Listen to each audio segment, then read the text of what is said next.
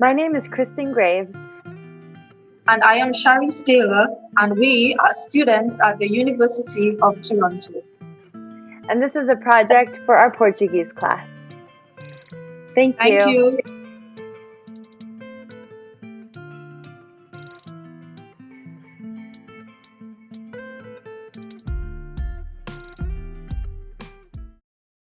Well, but for me, you are not black. Racial Phobia and Recompense by Grada Kilomba. Once, this woman, we were together at school and we were still friends after school. And once, we had this conversation about black people, and I told her how it is being black here in Germany, and that it is not easy for me always to be the only black person. And she said, well, for me, you are not black. I don't think that you are black. I even forget that you are black. And she said that in a way as if she was doing me a favor. But I am black. That is what my adoptive mother did all the time. She denied that we were black children, me and my brother. She said nothing.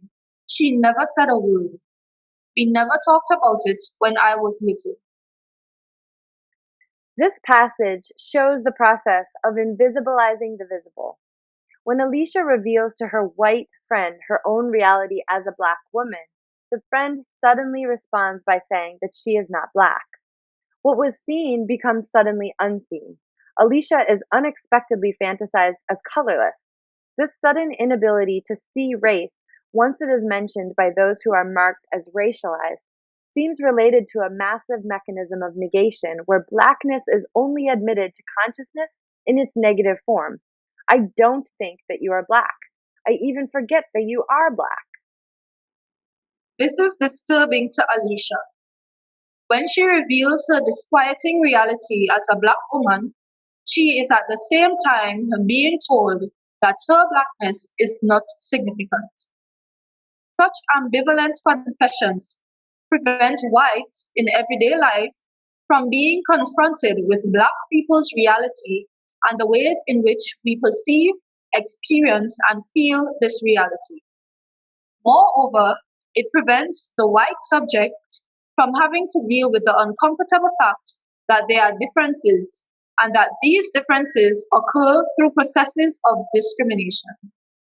At this moment of revelation, the black subject is suddenly told to be colorless. Well, but for me, you are not black.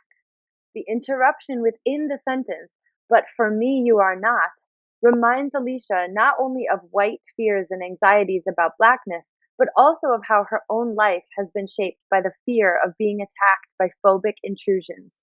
The phobia in this scenario resides in the mechanism of negation, which conveys how one is hated from without.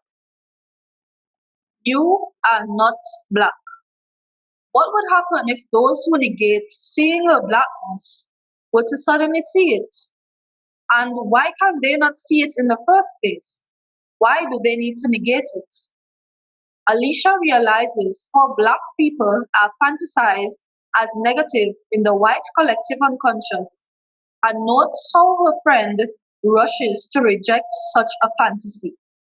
She even said that as if she was doing me a favor, the favor of not identifying Alicia with the negative. But I am black, he says, affronted. Within this racial phobia, black people only become black when they are considered the intruding other, the so-called Wildfremd. But since Alicia is seen by her friend as neither Wild nor Fremd by her friend, she is instantly not black at all. No, but for me, you are not black.